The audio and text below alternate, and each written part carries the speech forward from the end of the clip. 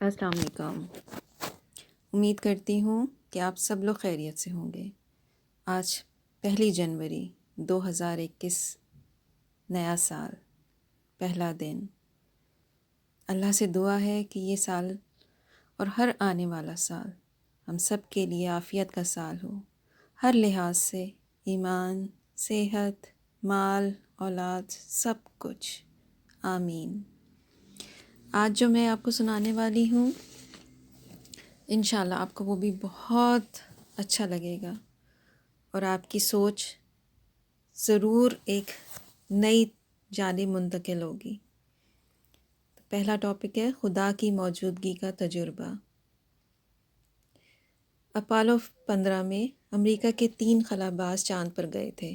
ان میں سے ایک کرنل جیمز ایروین تھے۔ انہوں نے ایک انٹرویو میں کہا، اگست 1972 کا وہ لمحہ میرے لیے بڑا عجیب تھا جب میں نے چاند کی سطح پر قدم رکھا۔ میں نے وہاں خدا کی موجودگی، گاڈس پریزنس کو محسوس کیا۔ انہوں نے کہا کہ میری روح پر اس وقت وجدانی کیفیت آ رہی تھی اور مجھے ایسا محسوس ہوا جیسے خدا بہت قریب ہو۔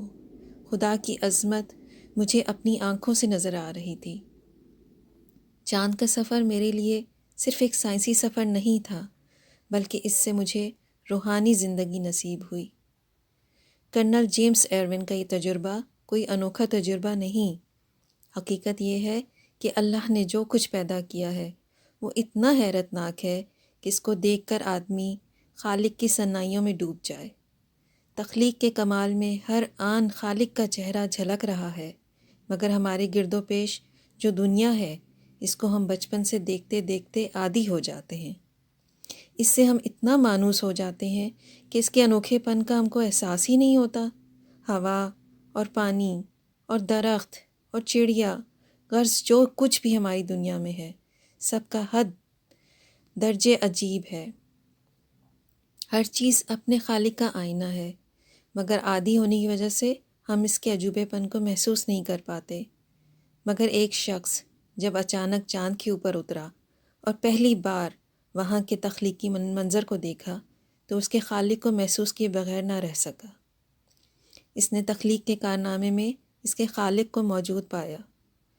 ہماری موجودہ دنیا جس میں ہم رہتے ہیں، یہاں بھی اللہ کی موجودگی کا تجربہ اسی طرح ہو سکتا ہے جس طرح چاند پر پہنچ کر کرنل ایروین کو ہوا۔ مگر لوگ موجودہ دنیا کو اس حیرت کی نگاہ سے دیکھ ہی نہیں پاتے جس طرح چاند کا ایک نیا مسافر چاند کو دیکھتا ہے۔ اگر ہم اپنی دنیا کو اس نظر سے دیکھنے لگیں تو ہر وقت ہم کو اپنے پاس اللہ کی موجودگی کا تجربہ ہو۔ ہم اس طرح رہنے لگیں جیسے کہ ہم اللہ کے پڑوس میں رہ رہے ہیں اور ہر وقت وہ ہماری نظروں کے سامنے ہے۔ اگر ہم ایک اعلیٰ درجے کی مشین کو پہلی بار دیکھیں تو فی الفور ہم اس کے ماہر انجینئر کی موجودگی کو وہاں محسوس کرنے لگتے ہیں۔ اسی طرح اگر ہم دنیا کو اور اس کی چیزوں کو گہرائی کے ساتھ دیکھ سکیں تو اسی وقت ہم وہاں اللہ کی موجودگی کو پا لیں گے۔ خالق ہم کو اس طرح نظر آئے گا کہ ہم خالق اور تخلیق کو ایک دوسرے سے جدا نہ کر سکیں گے۔ موجودہ دنیا میں انسان کی سب سے بڑی دریافت یہ ہے کہ وہ خدا کو دیکھنے لگے، وہ اپنے پاس اللہ کی موجودگی کو محسوس کرے۔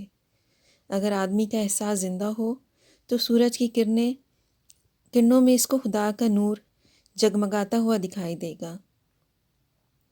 ہرے بھرے درختوں کے حسین منظر میں وہ اللہ کا روپ جھلکتا ہوا پائے گا۔ ہواؤں کے لطیف جھونکے میں اس کو لمس ربانی کا تجربہ ہوگا۔ اپنی ہتھیلی اور اپنی پیشانی کو زمین پر رکھتے ہوئے اس کو ایسا محسوس ہوگا گویا اس نے اپنا وجود اپنے اللہ کے قدموں میں ڈال دیا ہے۔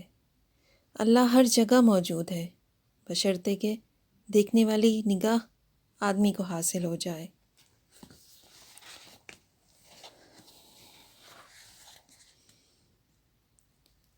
یہ انسان تقریباً 1 درجن انڈے سامنے رکھے ہوئے تھے۔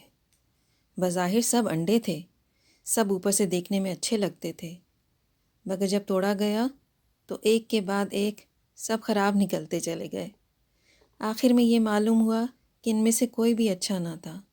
سارے انڈے اندر سے خراب انڈے تھے، اگرچہ بظاہر اوپر سے اچھے نظر آتے تھے۔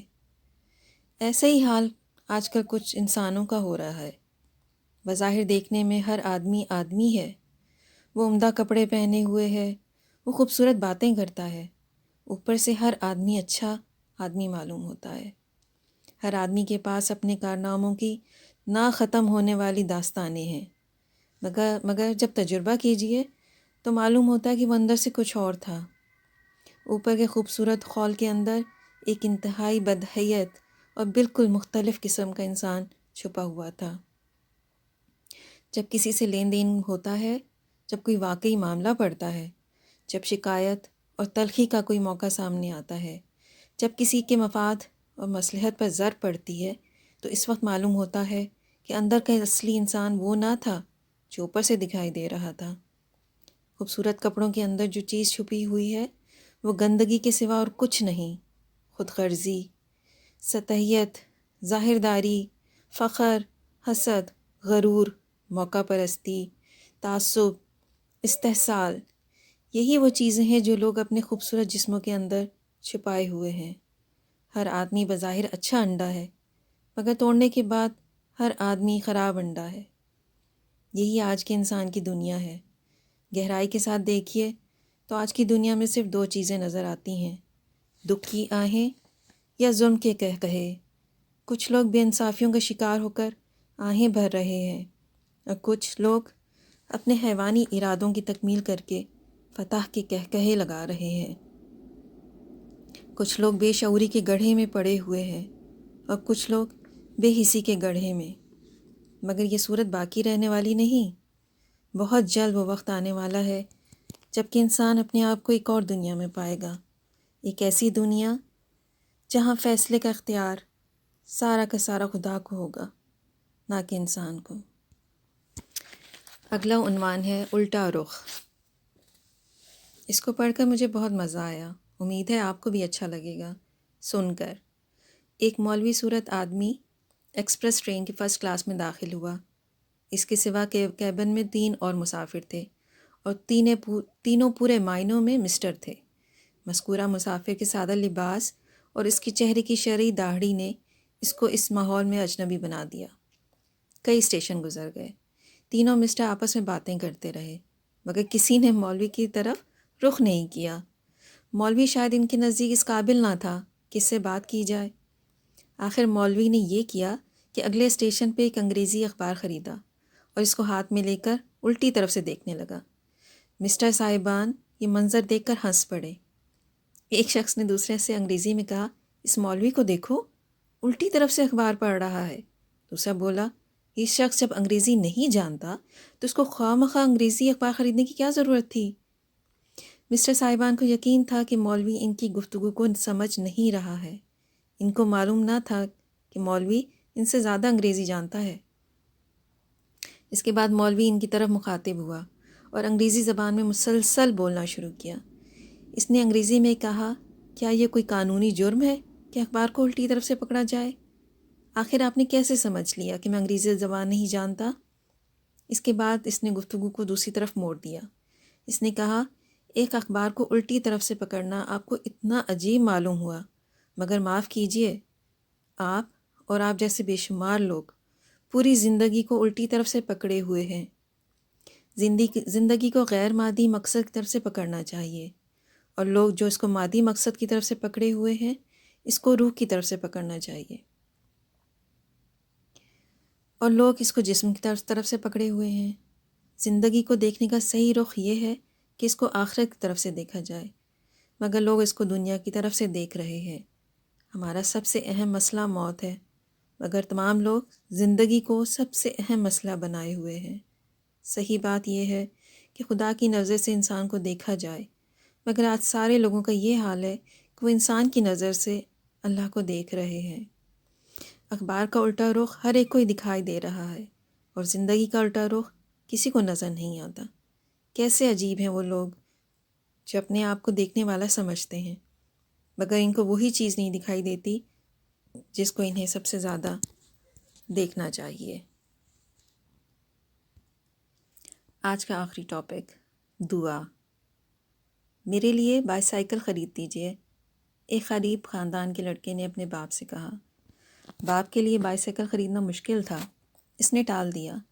لڑکا بار بار کہتا رہا اور باپ بار بار منع کرتا رہا۔ آخر کار ایک روز باپ نے ڈانٹ کر کہا، میں نے کہہ دیا نا کہ میں بائیسائیکل نہیں خریدوں گا، آئندہ مجھ سے اس قسم کی بات مت کرنا۔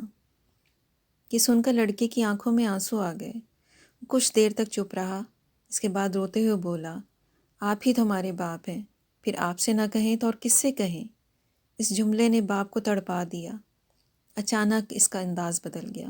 اس نے کہا، اچھا بیٹے، اطمینان رکھو، میں تم کو ضرور بائیسائیکل دوں گا۔ یہ کہتے ہوئے باپ کی آنکھوں میں بھی آنسو آ گئے۔ اگلے دن اس نے پیسے کا انتظام کر کے بیٹے کے لیے نئی بائیسائیکل خریدی۔ لڑکے نے بظاہر ایک لفظ کہا تھا، مگر یہ ایسا لفظ تھا جس کی قیمت آج کی اپنی زندگی تھی، جس میں اس کی پوری ہستی شامل ہو گئی تھی۔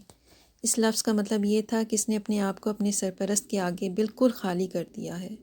یہ لفظ بول کر اس نے اپنے آپ کو ایک ایسے نقطے پر کھڑا کر دیا جہاں اس کی درخواست اس کے سرپرست کے لیے بھی اتنا ہی بڑا مسئلہ بن گئی جتنا وہ خود اس کے اپنے لیے تھی۔ یہ انسانی واقعہ خدائی واقعے کی تمثیل ہے۔ اس سے معلوم ہوتا ہے کہ وہ کون سی دعا ہے جو لوٹائی نہیں جاتی۔ یہ وہ دعا ہے جس میں بندہ اپنی پوری ہستی کو انڈیل دیتا ہے۔ جب بندے کی آنکھ سے عجز کا وہ قطرہ ٹپک پڑتا ہے جس کا تحمل زمین و آسمان بھی نہ کر سکیں، جب بندہ اپنے آپ کو اپنے رب کے ساتھ اتنا زیادہ شامل کر دیتا ہے کہ بیٹا اور باپ دونوں ایک ترازو پر آ جاتے ہیں، یہ وہ لمحہ ہے جب کہ دعا محض زبان سے نکلا ہوا ایک لفظ نہیں ہوتی، بلکہ وہ ایک شخصیت کے پھٹنے کی آواز ہوتی ہے۔ اس وقت اللہ کی رحمتیں اپنے بندے پر ٹوٹ پڑتی ہیں۔ بندگی اور خدائی دونوں ایک دوسرے سے راضی ہو جاتے ہیں۔ قادر مطلق عاجز مطلق کو اپنی آغوش میں لے لیتا ہے۔ آج کے لیے اتنا ہی کافی۔ انشاءاللہ زندگی رہی تو کل پھر اور بہت پیاری پیاری چیزیں لے کے آپ کے پاس آؤں گی سنانے کے لیے۔ آپ سننے کے لیے تیار ہیں نا؟ مجھے ضرور بتائیے گا۔ اللہ حافظ۔